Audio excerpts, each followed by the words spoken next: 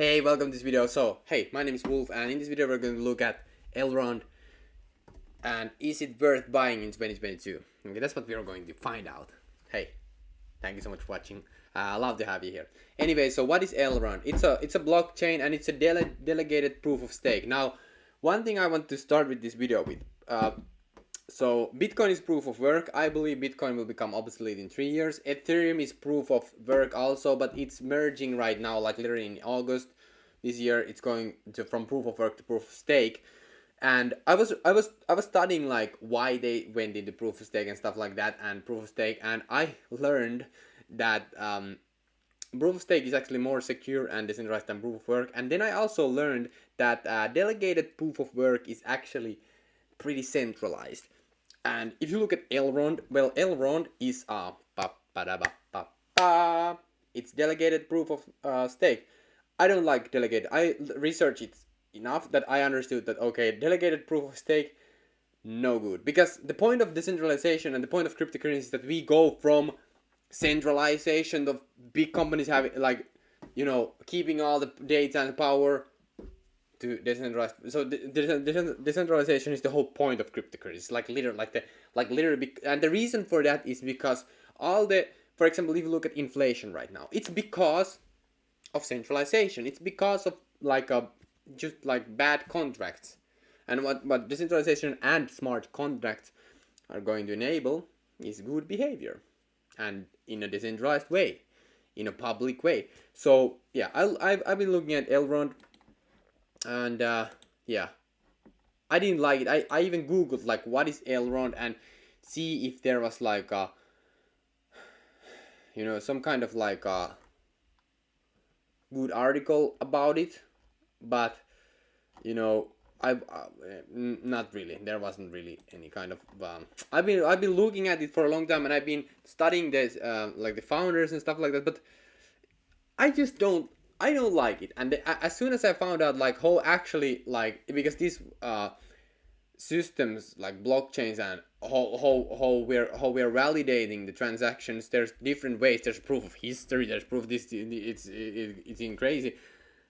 But now as I have been listening to Vitalik, anything other, so the Ethereum's proof of stake solution is absolutely, it's decentralized, secure, and well, the scalability comes from layer 2 solutions. That's how it's going to go. So, but I think that at the same time, of course, there's going to be multiple winners. But what I like to do, like, there's going to be multiple winners, multiple chains are going to win, and Elrond could be one of them, sure. But what I like to do with my money is bet on the biggest horse. Okay, so for example, Ethereum. I do believe Ethereum is here after like in 10 years. I think Ethereum is here to stay, and the metaverse will be built on Ethereum. However, under Ethereum, like when you Ethereum layer 1, and then you can build on top of it, you're gonna find really good gems there, really good peaks, like make 100x, 1000x. That's where I'm more focused on, and also Ethereum. So yeah, I'm not invested in Elrond. So if you look at the price here, there's definitely a deal here happening. So 86% from all-time high. Yeah, I was looking at these guys have been building it from 2017. However, like you can see, I don't like these type of like buy EGLD, buy the like the Elrond gold and stuff like that. I can't see that being sustainable. I just it's not like no way like You can see that the volume is. There's tons of being staked, and yeah, but this definitely can be a winner, and who knows, but it's not in my portfolio though. It's not in my portfolio, and yeah, but the trading volume is actually pretty huge, and it's also ranked 44. I should check out like what's happening with the chain. Maybe I recreate a lot of another video here talking about it.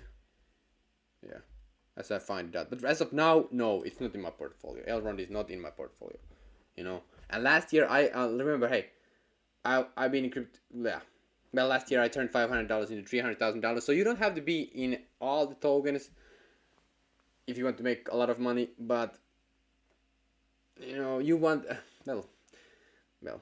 I'm not going to go more because I'm not a financial advisor. You can do whatever you want with your money. But I'm just saying, for me, delegated proof of stake No, it's way too centralized. This is, search delegated proof of work and understand what it is and compare it to Ethereum's one. I mean, no, it's too centralized for me. Because it will run up sooner or later. It will run up into problems, and the system becomes too centralized. And when that happens, well, centralized systems have point of weaknesses. Because if all the staking, for example, comes from like a one big company, or like let's say a handful of companies, like 20 companies, that that's not decentralization. That's not. It's just the same thing that we have right now in a different way. Okay, so I just, yeah, but of course there could be some kind of like enterprise deal, and it could happen. But I just, the probability for myself for that is not the best one. So I rather skip this one. Anyway, thank you so much for watching. Check out my portfolio, first link in the description, if you think that what I'm saying is like you vibe with my stuff. Anyway, hey, thank you so much for watching. See you in the next videos, and peace out. Okay.